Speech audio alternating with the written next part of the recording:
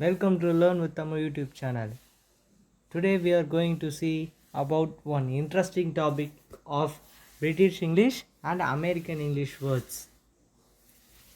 Before going to the lesson, you are not a subscriber, please subscribe my channel, and you like the video, please click the like button. If you are ready, let's move on to the lesson. Friends, இப்போ வாங்க British English American இங்கிலீஷில் words எப்படிலாம் வரும்னு பார்க்கலாம். First biscuit. British இங்கிலீஷில் பிஸ்கெட்டுன்றத American இங்கிலீஷில் குக்கின்னு சொல்லுவாங்க. British இங்கிலீஷில் பிஸ்கெட், அமெரிக்கன் இங்கிலீஷில் குக்கி. Next chips. பிரிட்டிஷ் இங்கிலீஷில் சிப்ஸுன்னு சொல்கிறத அமெரிக்கன் இங்கிலீஷில் ஃப்ரெஞ்ச் ஃப்ரைஸ்ன்னு சொல்லுவாங்க. French fries. Next holiday. British இங்கிலீஷில் ஹாலிடேஸ் சொல்கிறத அமெரிக்கன் இங்கிலீஷில் வெக்கேஷன் சொல்லுவாங்க. ரெண்டுமே கரெக்டு தான்.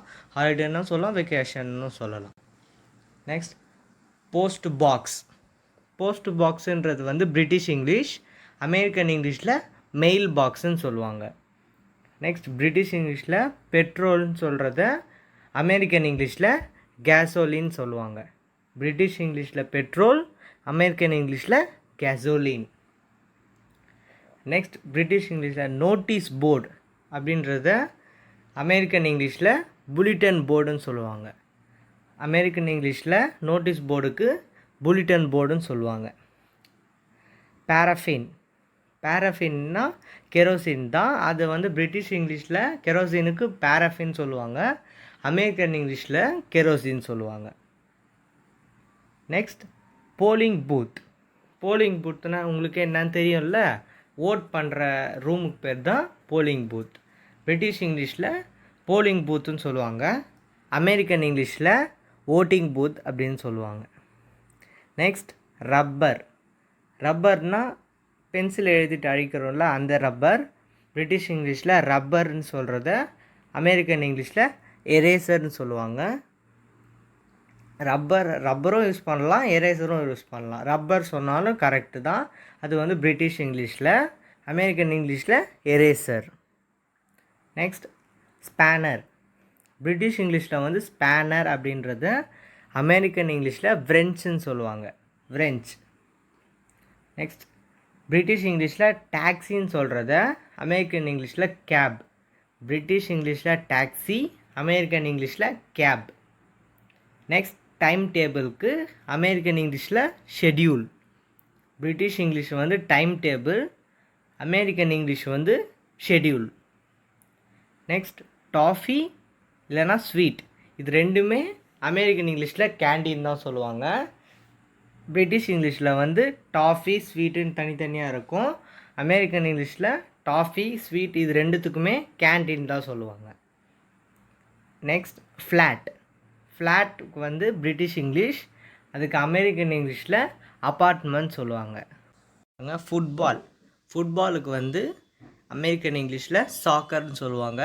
பிரிட்டிஷ் இங்கிலீஷில் ஃபுட்பால், அமெரிக்கன் இங்கிலீஷில் சாக்கர்னு சொல்லுவாங்க. நெக்ஸ்ட்டு பாருங்கள் இன்விஜிலேட்டர்.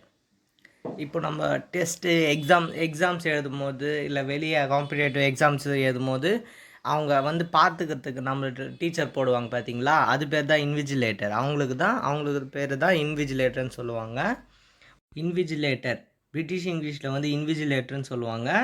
அது இன்விஜிலேட்டருக்கு அமெரிக்கன் இங்கிலீஷில் ப்ரோக்டர்னு சொல்லுவாங்க. ஜிம்.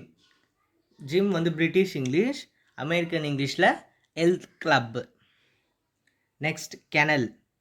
கெனல் வந்து இந்த டாக் ஹவுஸ் பேர் தானே கெனல். பிரிட்டிஷ் இங்கிலீஷில் வந்து அதுக்கு கெனல்னு சொல்லுவாங்க, ஆனால் அமெரிக்கன் இங்கிலீஷில் டாக் ஹவுஸே தான். அதனால் நீங்கள் டாக் ஹவுஸ்ன்னு சொன்னாலும் கரெக்டு தான், தப்பு கிடையாது. கெனல்னும் சொல்லுவாங்க, ஆனால் அமெரிக்கன் இங்கிலீஷில் டாக் ஹவுஸ்ன்னு சொல்லுவாங்க.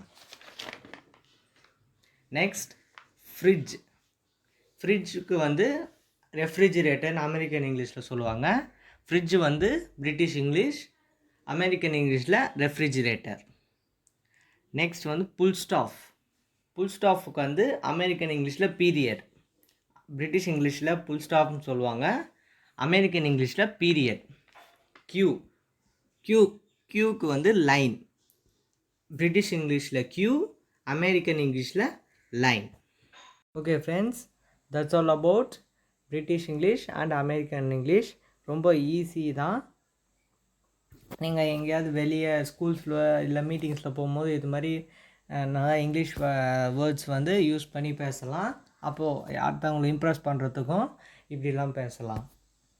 தேங்க்யூ.